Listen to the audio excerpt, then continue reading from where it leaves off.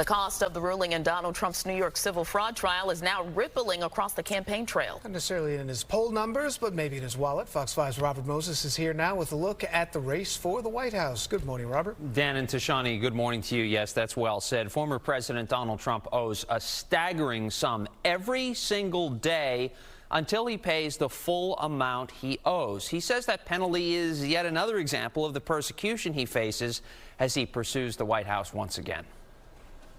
In a new interview, New York Attorney General Letitia James issued a warning to former President Donald Trump.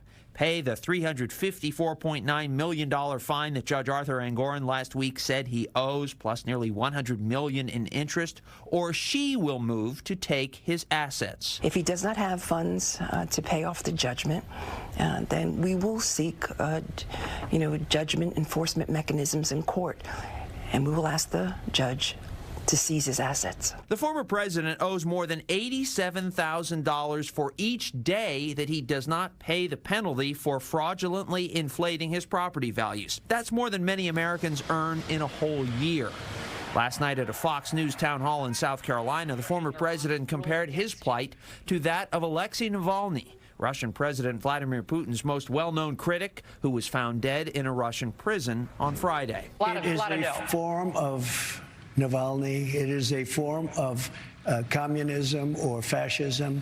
Despite Friday's ruling in the civil case here in New York, as well as 4 upcoming criminal cases, former President Trump remains the Republican frontrunner. A new Suffolk University USA Today poll shows him trouncing his lone GOP challenger, Nikki Haley, in Saturday's primary in South Carolina, her home state. But yesterday, she again resisted calls to drop out. But on Sunday, I'll still be running for president. I'm not going anywhere.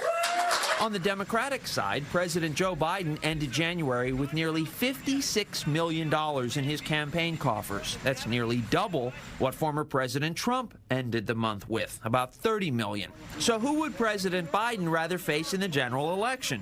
Haley or the far likelier opponent, former President Trump? Oh, I don't care. And 41% of New York State voters are similarly apathetic. They want the next president to be someone other than President Biden or former President Trump. That's according to a new Siena College poll that came out yesterday, but it looks like that is the matchup that they will get. Dan, back to you. Okay, Robert, thank you very much.